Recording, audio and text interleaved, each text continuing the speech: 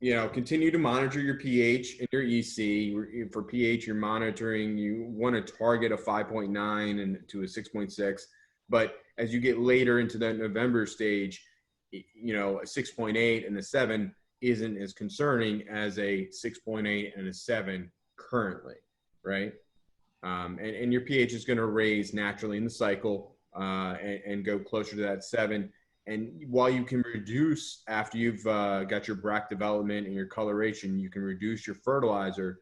Don't completely stop fertilizing. We don't want these. That's the situation where you can you pulled back the fertilizer, and right as you're going to ship, you pulled it back real hard, and they start pulling all that nitrogen from your lower leaves. And now you got to go through, and as you put on your pot covers, take out 4 or 5 yellow leaves, and you're just destroying the efficiency of your picking crews. Weakens the roots as well.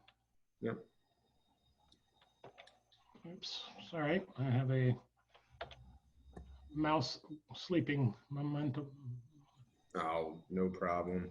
So we have just a typical kind of finishing of pH and EC monitoring by week here. You can see that as there's an inverse relationship between the pH and the EC, meaning that as your pH increases, your EC will decrease, and conversely, as your EC increases, your pH will decrease.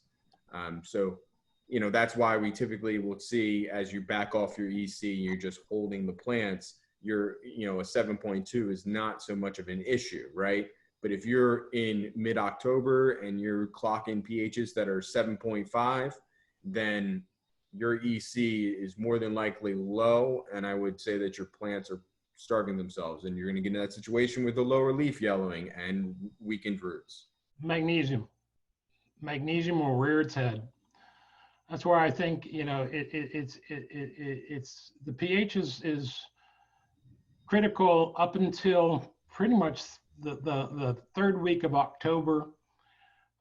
As you're developing the bracts, because if you can't move enough magnesium up through the roots, those bracts will steal it from the leaf right below, and it'll show itself. This is just calling out that inverse relationship, in 36 with a 5.7 and a higher EC at a 1.6. And I think there's. You could argue the different feeds would affect that differently as the feed influences in the EC, but I think it's a general principle is that the message here is watch this. If you're feeding aggressively, a low EC and a modest pH is alignment.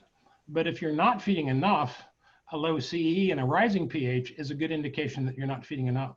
So if the plant is healthy and happy, you can get away with a low EC reading because the plant's taking it all up, but your pH will be more happy. But if you get into a situation where the EC is really low and the pH is starting to climb, that shows me that you have a trend of underfeeding.